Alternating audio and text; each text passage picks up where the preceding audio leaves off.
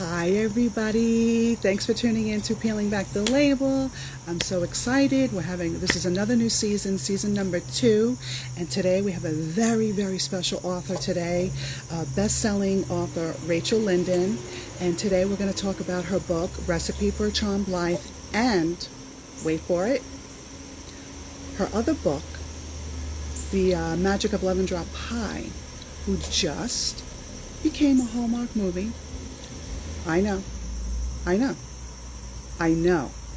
How cool is that? I mean, that's a dream come true for any author. So we're going to get all the behind the scenes about that and all the juicy information and talk about her next book coming out. So we have a lot to cover, a short amount of time.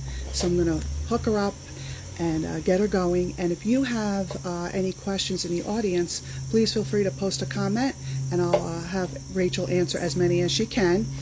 And for those of you that could not be on the Instagram Live, I will post this on my Instagram Live feed, and it will be on YouTube. So there'll be plenty of time for you to watch it another time if you can't watch the whole thing today. All right, let's get started.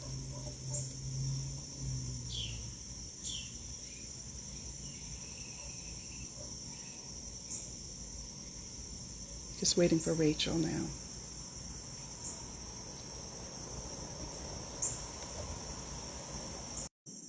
I'm so excited to meet Rachel and discuss all the behind the scenes information, all the juicy bits and all that good stuff. Hello. Yay! It worked. Yes. Yay! I mean, sometimes you just don't I know. The internet gods are not happy with you and they're like, we're going to wreak havoc on you yes, today. exactly. Well, here we are, both of us connected. Thank you for having me on. I so appreciate it. I'm excited to chat with you. I'm excited I don't know why my earbuds don't work when I do a live. Oh, Do you have your earbuds on or are you just using the mic? just using a mic. My kids went back to school yesterday, so I can have no earbuds. Well, all right. So I don't need these. Okay, throw those away. Well, anyway, thanks so much for tuning in. I am so happy that you were able to come on. And, we're going to get down and dirty and talk about recipes for a charmed life and your other book, I always get it wrong. It's The Magic of Lemon Drop Pie Yes, and how it turned into a movie. I mean, come on. I mean, it's like pinch me moments, right? it's been a very fun summer and a very fun year. We just had the movie premiere. It premiered last Saturday. And yeah, there's well, I guess 2 Saturdays ago. It's a pinch me moment. This feeling of like, oh my goodness, this book that I wrote, this story that I love is now been, translated onto the screen. And it's a beautiful movie. It's so fun. I'm so proud of it. They did such a great job. And I'm still sort of going, oh, that happened. Yeah, I watched the movie. Like, I didn't even know about it. I didn't even know about it until I didn't know about it when we signed you up to come on the show. I had no idea. So, and then I just happened to see the coming attractions. I go, wait a minute, that sounds like. So I quick looked and I missed it. I missed the original movie. So I quick tried to find one. I could taped it, put it on that, and I wanted to make sure your name was was in the Yeah, credits. it is in the front. That Yeah, was so it was fun. there, but I'm like, I didn't see her name in the beginning. They better show her name, and they did. They They showed your name and everything, and so yeah, let's talk about that. How did that happen? uh, And actually, I'll tell you, not only my name is in the credits, but I'm in the first scene. So You yeah, the are? first, I'm gonna the have to first, rewatch it. yeah, the first scene is in the diner. It takes place in the diner, and I'm in the background. And Lolly, I'm just drinking coffee and chatting with someone at a diner table, like a booth, and Lolly comes by and hands me a scone, and that's me. I got to go see the taping. They taped, like they were filming it in Winnipeg. And so they were like, hey, you're the author. Do you want to come for a day or two and see us filming this movie? And I thought, that sounds too Yeah. hard to pass up. I've never been to a movie set. And then while I was there watching them do their awesome thing, they were like, hey, do you want to be an extra in your own film? So there it is. It was so fun. Oh, that is so cool. That is just I'm gonna have to rewatch it. It's still I have it taped, but I haven't deleted yet. Deleted it, so I'm gonna have to go back and rewatch it. I mean, and the movie was so adorable anyway. I would highly suggest anybody to rewatch it. You know, just keep it on your recordings and watch it every now and then because it's a really cute movie and a lot of moral to the story and that kind of thing. I really enjoyed it. Oh, I'm so glad. I did too. I just sat there going, oh, look what they did. This is great. It was so fun. So what did they do? They read the book and approached you, or you approached them? How does that work? Well, I think it works all different ways, but the way it worked with this one is that my editor at Berkeley was approached by Hallmark saying, "Hey, what have you got coming up?" And so she pitched them a whole bunch of books that she thought might be a good option, and they chose a couple that they were interested in, and mine was one of them. And so they read it, and this lovely, lovely executive at Hallmark was like, "Oh, it just connected with me, and I wanted to make sure it was a movie." And so she Oh, that's so nice. great, you know? Yeah, so that's how it is. So I really didn't have much of a hand in anything. I just got an email saying, "Hey, Hallmark wants this." And I thought, "Oh my goodness. Okay." Because in the book industry, a movie deal is something that everybody hopes for, but it happens very, very infrequently. And a lot of times there will be almost every book, somebody's looking at it thinking, "Oh, I might make a movie of this," but it almost never works out. And this one did. And it was just delightful from beginning to end. And Hallmark did a great job. And, I said yes to them because I think they make just happy, wonderful movies that make people feel good inside. And I knew my grandmother could watch it. And so I said Oh, yes because I was yeah. like, oh, my grandmother would be able to watch this. So let's do that. It was fun. Uh, I love that. And then now, did they have you read the script or like how did that No, work? they just handled the whole thing. I just hand them the movie and or the book, and they just do their thing. They've got a whole system, and they cast it really well. And I feel like of course, every adaptation is different. If we read Right, right. a movie, they always have to change it because you're condensing an entire book into 90 minutes. Yeah, Um, but I was so pleased that they really kept the heart of the book. So even if they kind of yeah, changed some of the pieces that yeah. they needed to simplify it, the heart of the story and the heart of the message about hope, about regret, about the lives not taken, the paths not taken, and about how we really can't go back and change the past. We can only do the best with what we have in our hands. They preserved that, and those were the important messages to me. So I was really pleased with that. Yeah, and I loved her dad in the movie. I love the aunt. I mean, they did a really good job picking the actors and everything. I thought they did really well. I did too. I did too. I was so pleasantly surprised. I just thought, oh, and the cinematography was beautiful. It was a yummy movie. Obviously the book takes place in a diner. There's a lot of pie. I always have a lot of food and some magical realism, and they just kept those elements really beautifully too. So I was very, very proud of it and very pleased with it. Yeah, yeah, and all your books. Anytime you read any one of your books, it's like, okay, I'm hungry. What can I eat? Yes, I'm starting to get. You know how bookstagrammers will put trigger warnings when they do a book review. I'm Yeah, starting to get trigger warnings for hunger. Like people are putting like trigger warning: you will be hungry after reading this book. Read with snacks. And I had people for Recipe for a Charmed Life, because it takes place half in Paris and then half on yeah. San Juan Island. There's just so much good food. So people wrote to me and were like, okay, I've bought an entire tray of macarons and now I'm ready to read this book.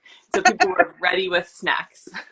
Yes, yes, yes. Yeah, I was wondering, like, with all the food and everything, do you have a food background in culinary, or is it just you just love food, or like how do you have That's all that such a good connection? question. I have no food background other than being an avid eater. I grew up in a big Midwestern Italian family, and so food, everything just revolves around the kitchen. I grew up with my grandmother and my mother, who are excellent cooks and excellent bakers. And so, the kitchen was the heart of the home, and so many things happen around food, around Yes. meals, those times when you're preparing food together. One of my earliest memories is being probably 4 or 5 years old and sitting in my grandmother's kitchen with a giant, giant metal bucket that was her bread bucket. She was making bread, and it had a crank on the top. And I remember cranking it, Yeah, kneading the bread. Yeah. in the bread. So I have no culinary background in terms of formal training, but a lot of I just have I think so much of life is interwoven around the table and in the kitchen, and so I love to put that in. And so I didn't even make that. I didn't mean to make it a feature in my books. I just like food and kept putting it in. And about book number 2, my editor called me and she's like, "Okay, this is obviously a thing. Let's just lean into it. Lean into the Yeah, food. yeah, Put yeah. more in." Right? And If now it's they not just keep telling me. broken, don't fix it. Just keep on going. Exactly, exactly. And now my editor just says, "Oh, this is great. More food, more magic." That's what she keeps telling me. More food, more magic. I was like, "All right, I can do that." I love it. I love it. I love it. Now, you had just mentioned the recipe with the charmed life. I mean, that book is a little, I mean, not that it's spicy, but it's a little more spicier than a lemon drop, especially with that, it's that special scene with the freezer and all that kind of stuff. I'm like, this is great. I love this. This is funny.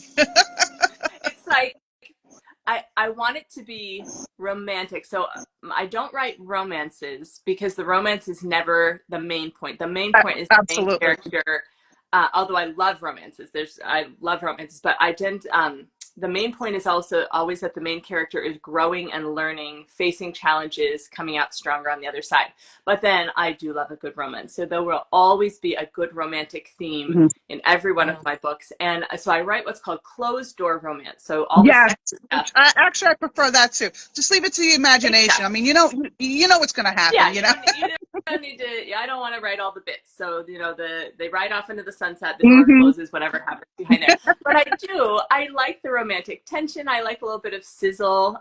You can do a lot with a kiss or someone making bad choices in a refrigerator. I so I You like guys, to be a whoever little hasn't read the touchy. book, you're going to have to like read the book now because I Exactly. mean, I love that. Bad choices in a refrigerator. I mean, that has to spark somebody's attention out there.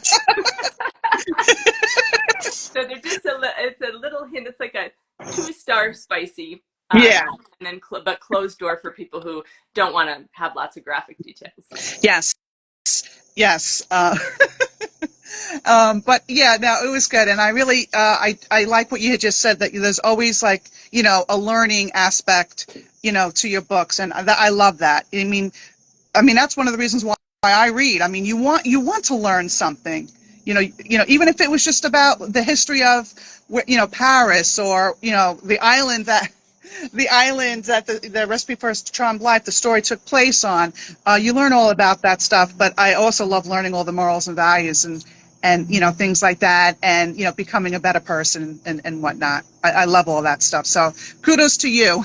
Oh, maybe thank that's you. why maybe that's why Hallmark picked your book, because I mean you learn so much. You growing as a person. You learn from reading your books. Oh, well, that is the highest compliment because Uh, that is what I'm looking for.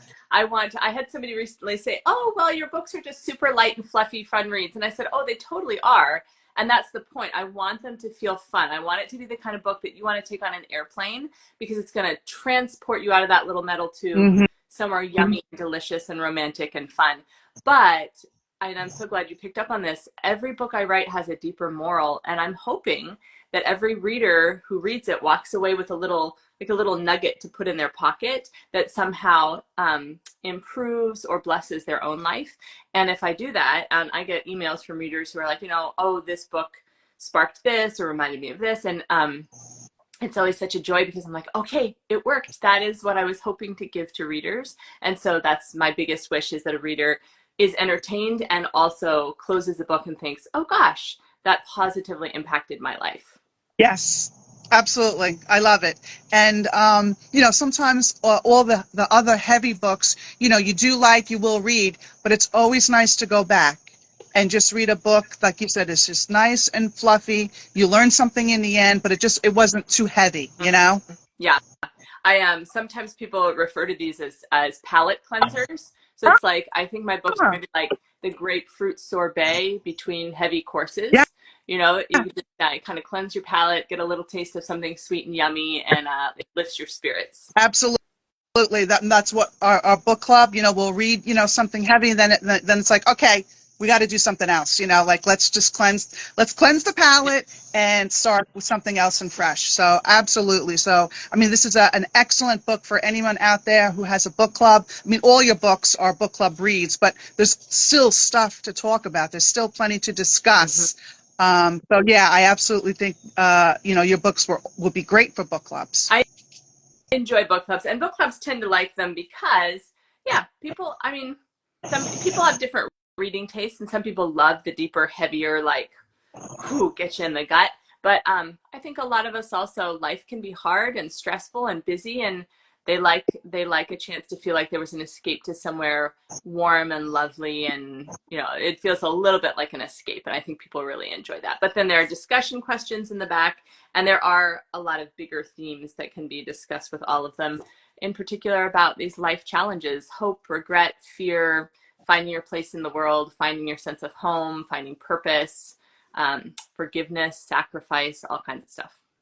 I love it. That's great. And I know, being a mom, you're actually even more aware of those kind of, themes, because you want your children to learn those things. Oh, You know what I mean? totally, totally, absolutely, yes. Yeah. Could you happen to have the Lemon Drop book? Because Oh, yes, I have it to over here. show everybody, because I like everybody to see the book Yeah. cover. So at least this way that when they know to look it up. Yes. Okay, so this is The Magic of Lemon Drop Pie. I love it. I love your book covers. Like they're all kind of the same, but yet different. Yeah, Like, you know what I mean? exactly. They want that. They want each one to be a little bit unique, but they want it to them to all have the same kind of sense. And then there's Recipe for Charmed Life, and then the one that came directly before it, The Enlightenment of Bees. It's a little bit different, but it's just really fun with the Oh, yellow cover. And I this one love people that. really enjoy. It's about a baker who thinks she's getting proposed to on the Seattle Ferris wheel, and the exact opposite is happening. She ends up everything falls apart in one day, and so she goes on an around the world humanitarian trip to find her new sweet spot in life. So she ends up in the slums of Mumbai. She ends up in a refugee camp in Hungary, and this one's super autobiographical. I was an international aid worker for years, and did some refugee work, worked with women who had been exploited. And so I love this one too, because it's all about finding your sweet spot where the things that you love can help the world. So, so when as an aid worker, you must have traveled like everywhere. Like, Yeah, we lived overseas, my husband and I, for 7 years, and we traveled a lot of different places. We mostly were based in Europe, in Central Europe, like post-communist Europe, but we traveled a bunch of different places. So by the time my kids were both born in Budapest, Hungary, so by the what? time yeah, by the time my son was 2, he had 25 stamps in his little Oh passport. my! He thought he lived on an airplane. So he has traveled more than most of us. He just thinks, like, if he doesn't get to travel, he gets really sad. He's like, when are we going on an airplane again? Because he just, that's Oh, a life for him. So it was an amazing experience, an amazing way to help people for those years of our lives. I love it. Well, it was meant to be. Now, were you always a writer, or were you somebody else in a previous life? Or Previous like, life. I wrote my first book. I've always been a storyteller since before I even had English words. My parents have a little cassette tape of me at about 18 months, just oh my talking God. and talking and telling some kind of story. There's not an intelligible word amongst it, but I was just going for it. And I wrote my first book when I was 6, and it was about beans because they were my favorite vegetable. We grew them in our garden. And so I wrote an entire String book beans? about beans, like the vegetable. Oh, I love string beans, especially my grandparents are from the Midwest too, and Oh, that's dude. like one of my favorite memories is helping my grandfather pick the green beans Yeah. in his garden because oh my God, they tasted so good. It's so good, and I loved them. I'd eat them raw, and so I made this book. And so that was my first book. So I have always been telling stories. I have always been writing books, but I didn't start doing it professionally until about 7 years ago. My first book came out. Wow, wow. So, but you know what? Everything was meant to be, it seems like. You were, whatever you did before you were a writer, it kind of just prepared you for your for your writing now. So it's weird how life works, but it does. It's like there's a plan, we just don't know it yet. Absolutely. And I never wanted to be just a writer who wrote 8 hours a day in a room, because I wanted to be a writer who also had lots of like life experiences outside of writing. And so I wanted to have kind of this dual life of helping other people, doing a lot of other things, and writing books, because I thought that would be a way to keep enriching what I had to offer readers. Absolutely. And like you said, you're just not sitting at a desk all day long, because that could really wear you out really Yeah. quick. And some people can do it and they're amazing. I'm a little bit more extroverted than that. So 8 hours in a room alone, I'm like, ooh, I need to go out and do some things and see some people and, have some experiences. Yeah, absolutely. So what's next on the horizons? Do you have anything coming out or? I do. I don't have an arc yet for it. So right now I'm in the editing stage for my next book. It won't come out for a year. Almost exactly a year. It comes out September 9th of next year. But Oh, it's called The Secret of Orange Blossom Cake. And ooh, it is ooh, set in that sounds so it's set good. in Italy on the banks of beautiful Lake Garda on an olive farm. And it's three generations of women, a magical cookbook, and a recipe that can show you the best moment of your life. And it's so fun. I'm loving this one. And a Oh, Italian first love, the one that got away. wow. Now you're Italian, right? I am, yeah, I'm on my dad's side, yeah. Yeah. So, um, did you get a chance to go to Italy, like for writing the book, or? Oh, I so you did. okay? Yeah, my husband and I went in April because when we were living in Budapest, it's only about a 5 or 6 hour drive to Italy. So we went to Italy frequently for vacations and things when we were living in Hungary.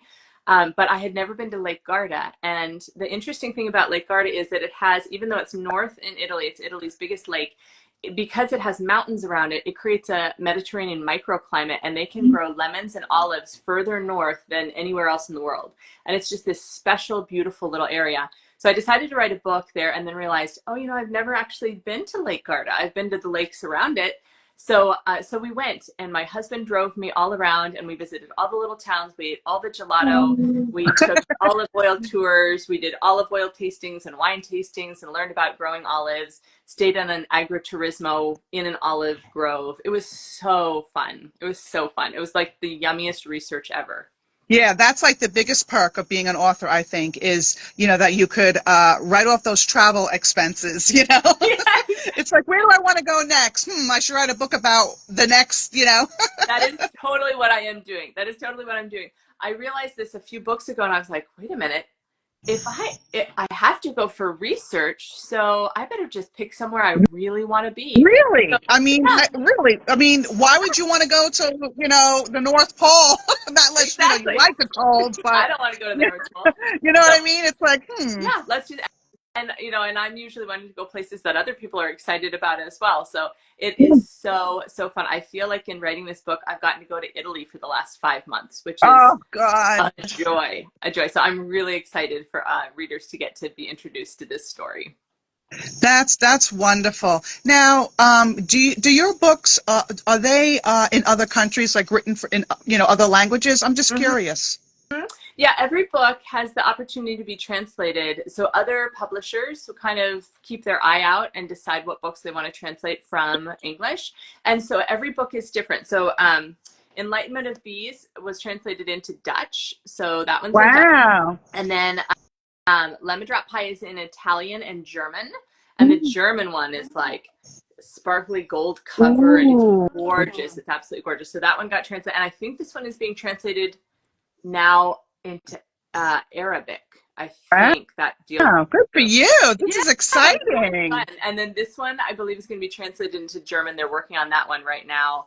And I can't remember if there's anything else that one's going to be. So everyone is different. Yeah. You just never know. It's what a publisher thinks. Oh yeah, our readers will enjoy that. I, But it's fun. I I think that's great that other other countries can read your book too, and I'm excited because I'm hoping the Italians will read your next book. Maybe not though. They might not like reading it about an American writing in their own country. Sometimes people like to read books that take them away, but we'll see. Maybe they'll love it. Yeah. I mean, I live on Long Island. I love reading books about Long Island and Oh, Fire me Island and too. out east and the Hamptons. Oh, I love oh, reading all those because it's comforting, yeah, that's because familiar. I know, I know where that is, and so I do like that. But you never know because you don't know what other countries how they feel. Right. Exactly. And I live in the Pacific Northwest on a little island, and I love the Pacific Northwest. It's such a magical, beautiful, gorgeous little corner of the world, pocket of the world. And so I love to put that. So I think every book of mine, maybe with the exception of one, has some Northwestern themes and takes place partly in the Pacific Northwest. So, from reading Recipe for Charmed Life, half of it Yes. takes place on San Juan Island, which is just an incredibly beautiful, charming little island up near Canada, in the Salish Sea around Puget Sound. So half in Paris and then half on San Juan. And that's been fun. I love to introduce readers to kind of the joy and the uniqueness of the Yes, and I Pacific learned a Northwest. lot about the oysters and all this, and I know I'm saying it wrong. Everybody makes fun of me, but I learned so much about that, and just it was a great book. You learned a lot too. Oh, Well, like I said, all your books you learn a lot, but it was adorable. thank you. Thank you so much for having me on, and thank you for reading. I so appreciate it. Oh, you're welcome. I want to ask you Yeah. a question. What is on your night table right now, like for Oh, reading? so one of the perks of being an author is that we get to read a lot of books early because other authors will say, "Hey, would you read my book and endorse it?" And so I just read two that I so enjoyed. One is called Kate and Frida by Kim Fay, Okay. and it's coming out I think in March, and it is absolutely lovely. Partly takes place in Paris in the 90s, and it's correspondence between a woman in the Pacific Northwest and a young woman in Paris as they both try to find their place in the world. And it's yummy. It's got Sounds food. good. Oh, delightful. So that's Kate and Frida. And then I just finished Heather Weber, and I think this one just came out. Heather Weber's new one called A Certain Kind of Starlight. And there's magical cakes. It takes place in the South. It's like delicious Southern magical realism fiction. And I love Heather Ooh. Weber's books too. So both of those, Kim Fay and Heather Weber, both have food themes, both very uplifting. You'll leave having learned something, have something, to put in your pocket, and also leave probably hungry and just having had a delightful read. All right. And before I close, do you have a title of a book that you've read, it doesn't matter when, that like you think changed your life? Oh, You know how your books change other people's lives? yeah. Well, have you read a book, it doesn't matter when, it could be 10 years ago, could be yesterday. Do you have any books that you could recommend that changed your life? Yes. So this is such an old chestnut, but my favorite book as a high schooler was Little Women by Louisa May Alcott. I Yes. Yep. adore that book. It is still my favorite book from Hmm. childhood. And that I was thinking the other day about it and thinking, why was that so influential? And the main character, Yeah. Jo, was a Yeah. writer and made her way in the world in a time when that wasn't very common. Hmm. And she made unconventional choices to be able to use her voice. And so that's probably the one that I just go Hmm. back to as being a really foundational book for me as a young woman deciding to use my voice in writing. I agree. I actually watched a movie every now and then with my daughter. So yeah, it's one of her. Yeah, she likes that book too. So, but yes, I totally agree. I probably wouldn't have thought of that. Why, I don't know, but I agree. I totally agree. Yeah. So, is there any last words that you would like to tell any of the readers out there or the listeners about yourself or how they can contact you? Oh, well, I love to connect with people. I'm on Instagram and on Facebook as Rachel Linden Writer. And they can also go to my website, which is just www.rachellinden.com. They can send me a message. I love to get emails. I read my emails and respond personally. So I love it when somebody reads a book and then takes the time to give me feedback and say, oh my goodness, I like this. Sometimes they have a challenge. Sometimes occasionally they're like, I think you got this wrong, which I don't love those as much, but you can still learn from them and they're helpful. And then I always love to hear how my books interacted with readers because that's why I do it. So yeah, I would love to interact with people on Instagram or Facebook or through email. Perfect. Well, thank you so much for coming on, Rachel. I can't Oh, wait for your next book. I can't wait to rewatch your Hallmark movie, thank you. and and I'm gonna have to go back and read The Enlightenment of Bees now. That'll have to be on my There you TBR go. because I want to read all about your travels and your life experiences in there. Oh, well, wonderful. Thank you so much for having me on. It's been a joy to chat with you. Thank you, Rachel. Have a great day. Thanks. You too. Bye bye. Bye.